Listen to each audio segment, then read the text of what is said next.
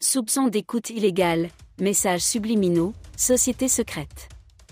Dans une vidéo choc publiée ce lundi, Brenna Biya, la fille du président camerounais, affirme être la cible d'un harcèlement de la part des Occidentaux depuis plus d'un an, au point de sombrer dans la dépression.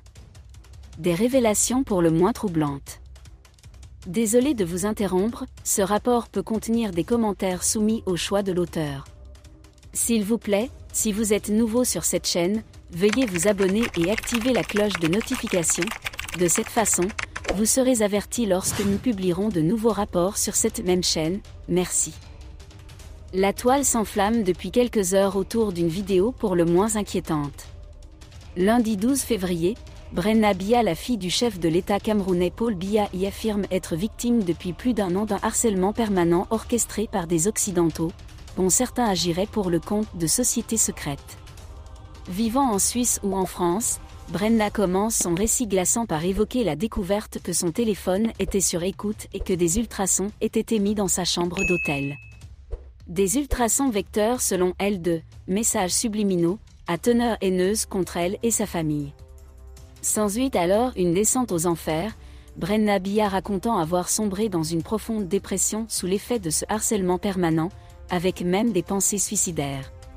Avant de revenir une année après sur cet épisode, dans le but de dénoncer ses agissements. Car la fille de Paul Biya se montre catégorique, derrière ce harcèlement visant à la déstabiliser psychologiquement se cacheraient des Occidentaux, qu'elle accuse ouvertement d'avoir ourdi un stratagème machiavélique pour atteindre son père à distance. Pis encore, Brenna Biya évoque la mouvance des Illuminati, sociétés secrètes imaginées par les conspirationnistes, en assurant que le nom de ce groupe mystérieux était mentionné dans les messages ultrasonores qu'elle parvenait à décoder. Bref, des révélations pour le moins sidérantes qui viennent encore ajouter à la mystique de la famille Biya.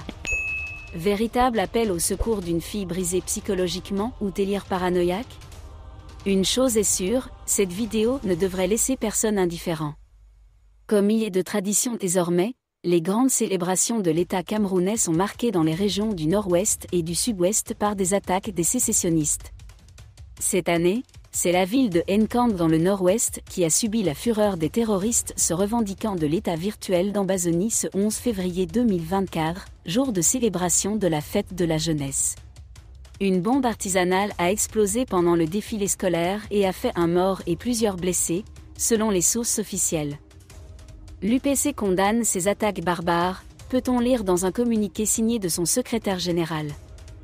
Pour Robert Bapoulipo, les terroristes sécessionnistes se sont attaqués à la fondation de notre nation qu'est notre jeunesse. Un acte de défense que le secrétaire général de l'Union des populations du Cameroun, UPC, ne souhaite pas voir laisser impuni. D'autant plus que, cet acte barbare et odieux vient nous rappeler la détermination des terroristes sécessionnistes à semer la terreur et provoquer la déstabilisation des institutions de notre pays, regrette Bapoulipo. Merci d'être resté avec nous jusqu'à ce point, comme toujours pour promouvoir la liberté d'expression. Laissez vos opinions à ce reportage dans la section commentaires ci-dessous. Si vous avez aimé cette vidéo, merci de liker, partager, commenter et surtout vous abonner à la chaîne. Et on se retrouve très vite pour une prochaine vidéo.